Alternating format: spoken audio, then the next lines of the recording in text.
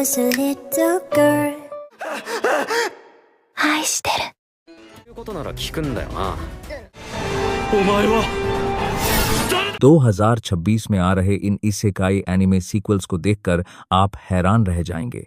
साल 2026 इन वापस आ रहे इसेकाई एनिमे के लिए बहुत शानदार होने वाला है, जिन्हें आप जानते और पसंद करते हैं। हो सकता है आपको पता ना हो कि इनके सीक्वल आ रहे हैं इसेकाई के लिए, लेकिन यह वीडियो आपको 10 ऐसे इसेकाई एनिमे दिखाएगा जो 2026 में वापस आ रहे हैं।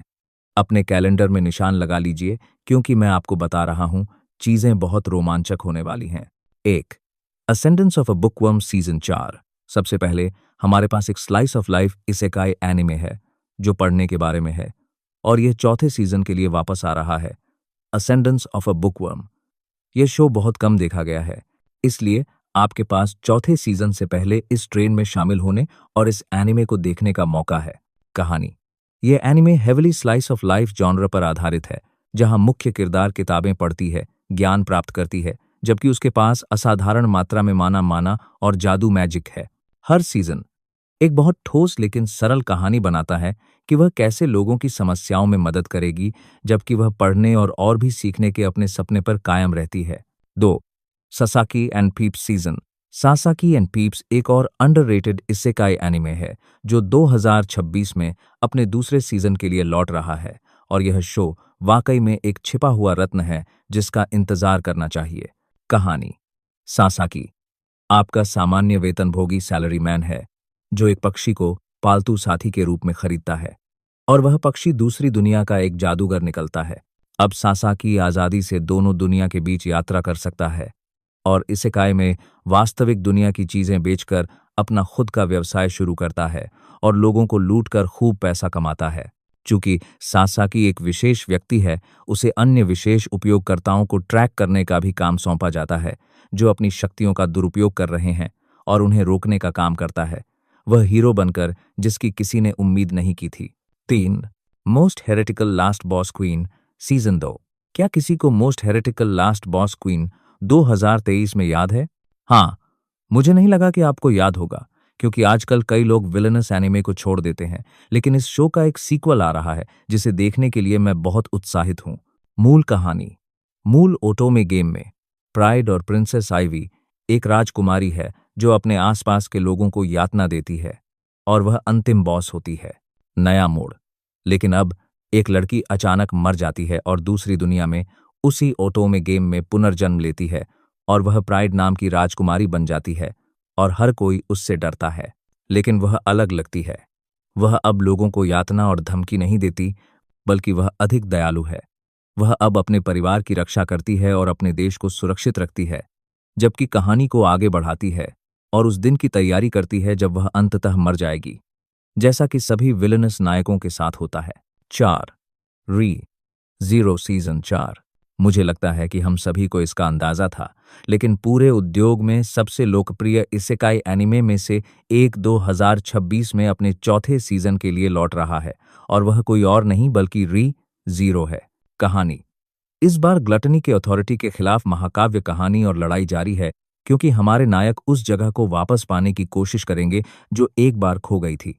रेगिस्तान में एक दूर की जगह जिसे अगोरिया ड्यून्स के नाम से जाना जाता है, जिसे महानतम तलवारबाज राइनहार्ड भी जीतने में विफल रहा। राम और अन्य लोगों को बचाने के लिए जो सो रहे हैं या जिनके नाम खा लिए गए हैं, सुबारू इस खोई हुई भूमि को वापस पाने के लिए अब तक की सबसे जोखिम भरी जानलेवा यात्रा पर जाने वाला है। एक बार फिर सुबारू के साथ दुख झेलने के लिए तैयार रहें और उसे तब तक मरते और फिर से कोशिश करते देखें जब तक कि मिशन सफल न हो जाए। हिम्मत रखो। 5. The eminence in Shadow the lost echoes arc move. The eminence in Shadow the lost echoes arc दूसरे सीजन की निरंतरता है, और यह आनंद लेने के लिए एक पूरी फिल्म होने वाली है। यह शायद वह है जिसके लिए मैं बहुत उत्साहित हूं, और इसमें कई अन्य लोग भी शामिल हैं। सिर्फ सिड को अपने दुश्मनों पर अपनी ऑरा दिखाते हुए देखने के लिए और उस चैट बनने के लिए जिसे हम उससे प्यार करते हैं। जानकारी। कहानी क्या होगी, इसके बारे में बहुत अधिक जानकारी नहीं है, और यह अगले साल कब प्रसारित होगी, लेकिन यह होगी। जब यह प्रसारित होगा तो दुनिया के बाकी हिस्सों के लिए अनुवादित होने में थोड़ा और समय लगेगा। इसलिए मुझे बस यही कहना है कि अपने आप को महानता के लिए तैयार करें, क्योंकि हाँ, मैं इसे देखने के लिए तैयार हूं। 6 welcome to Demon School Iruma-kun season 4। काफी समय हो गया है, लेकिन welcome to Demon School Iruma-kun अप्रैल 2026 में चौथे सीजन के लिए वापस आ रहा है। स्वागत है। कहानी: इरुमा को उसके माता पिता ने सलिवन नाम के एक राक्षस को बेच दिया था, जो एक अमीर व्यक्ति भी है, जो राक्षस अकादमी का अध्यक्ष है, जहां वह एकमात्र इंसान के रूप में राक्षसों के स्कूल में दाखिला लेगा। इरुमा का जीवन तब बदल गया जब उसे रहने के लिए एक बड़ी हवेली, पारिवारिक गर्मजोशी और प्यार मिला, जो उसे अपने पुराने जीवन में कभी नहीं मिला, क्योंकि उसके माता पिता क्रूर थे, बहुत क्रूर। चुनौती: हालांकि राक्षसों को यह पता नहीं चल सकता कि वह इंसान है, अन्यथा वह उनका अगला भोजन बन जाएगा। इसीलिए उसे यह राज रखना होगा और राक्षस होने का नाटक करना होगा। 7 मूनलाइट फैंटेसी सीजन 3। हमारे पास मूनलाइट फैंटेसी नाम का एक और लोकप्रिय एनिमे है, जो 2026 में तीसरे सीजन के लिए लौट रहा है। फॉर्मूला काफी हद तक वही रहेगा, लेकिन कहानी में उम्मीद है कि एक नया लक्ष्य और नए किरदार पेश किए जाएंगे, जिसमें एक खलनायक विलन भी शामिल है। कहानी: मुख्य किरदार माकुतो को देवी ने बुलाए जाने के बाद बदसूरत कहा और बस फेंक दिया गया, लेकिन मुआवजे के तौर पर उसने उसे असाधारण राक्षसी शक्ति प्रदान की, जो उसे अति शक्तिशाली ओवरपावर्ड बनाती है। अब माकोतो अन्य इंसानों के साथ बातचीत करने की तलाश में जंगल में भटकता है, जबकि वह अपनी राक्षसी ऑरा को जादुई अंगूठी का उपयोग करके दबाता है, ताकि वह लोगों को डराए नहीं। वैसे माकोतो हारता नहीं है, वह इस एनिमे में हमेशा जीतता है। साथ ही शो में हारेम भी एक थोड़ा अतिरिक्त बोनस है उन सभी परेशानियों के लिए जिनमें वह खुद को पाता है। 8 रीइंकार्नेटेड एज अ स्वॉर्ड सीजन। एक और बहुत लोकप्रिय एनिमे है रीइंकार्नेटेड एज अ स्वॉर्ड, जिसे अक्टूबर 2026 में दूसरा सीजन मिलेगा, जो इस वीडियो के बनाए जाने से 1 साल दूर है। कहानी: महाकाव्य जोड़ी एक तलवार और ब्लैक कैट ट्राइब की एक सदस्य की वापसी, जहां वे एक साथ रोमांच करते हैं, राक्षसों से लड़ते हैं और न केवल बिल्ली जनजाति का बदला लेने के लिए, बल्कि दूसरों की मदद करने के लिए भी मजबूत बनते हैं। यह एनिमे निश्चित रूप से अगले साल प्रसारित होने वाले मेरे सबसे बहुप्रतीक्षित सीक्वल में से एक है। मुझे बस उम्मीद है कि लोग इसे भूले नहीं होंगे, भले ही पहले सीजन को काफी समय हो गया हो। 9 skeleton night in another world season 2।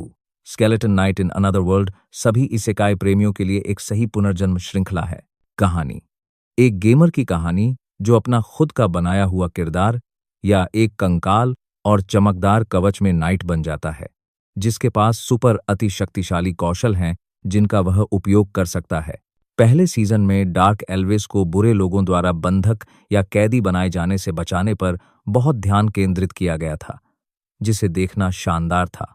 यह काफी हद तक आइंस उआल गाउन का खोया हुआ चचेरा भाई है, जो राक्षसों से लड़ रहा है और अपना मानव रूप पाने की कोशिश कर रहा है, अगर वह कर भी सकता है। लेकिन मैं इस इसेकाई के अगले साल लौटने के लिए बहुत उत्साहित हूं। 10 farming life in another world season 2। और अब इस वीडियो की मेरी अंतिम सिफारिश के लिए हमारे पास है farming life in another world. प्रशंसा: हर कोई इस अद्भुत farming slice of life isekai के लिए बहुत उत्साहित है, जो 2026 में वापस आ रहा है। फॉर्मूला: मुझे संदेह है कि इस एनिमे का फॉर्मूला ज्यादा बदलेगा, लेकिन अगर आप कुछ सरल लेकिन प्रभाव खेती और सब्जियां उगाने या हैरम का विस्तार करने के साथ धीमा जीवन जीने की तलाश में हैं, तो आपको यह देखना होगा। कहानी: इस नायक के शांतिपूर्ण जीवन के रास्ते में कुछ भी खड़ा नहीं होगा। वह अपने भगवान जैसे खेती के उपकरण से खतरनाक राक्षसों से अपनी खेत की जमीन की रक्षा करता है, और उसकी 100 पत्नियां हैं जो इन जमीनों की देखभाल में उसकी मदद करती हैं। समापन: यह हमारी इसेकाई यात्रा का अंत है। अब वास्तविकता में वापस जाने का समय है, अपनी शक्तियों को खोना है और एक सामान्य हारे हुए व्यक्ति होने का दुख सहना है, जो हम एक साथ होने वाले थे। अगर आपको मजा आया हो तो कृपया लाइक करें। समर्थन, सपोर्ट के लिए एक कहानी स्टोरी दें और सब्सक्राइब करें ताकि आप YouTube पर मेरे सभी नवीनतम अपलोड की सूचना नोटिफाइड पा सकें। सभी अपना ध्यान रखें और मैं आप सभी को अगले वीडियो में मिलूंगा। क्या आप चाहते हैं कि मैं इनमें से किसी भी एनिमे के बारे में और जानकारी ढूंढूं, जैसे कि पहला सीजन कहां देखना है,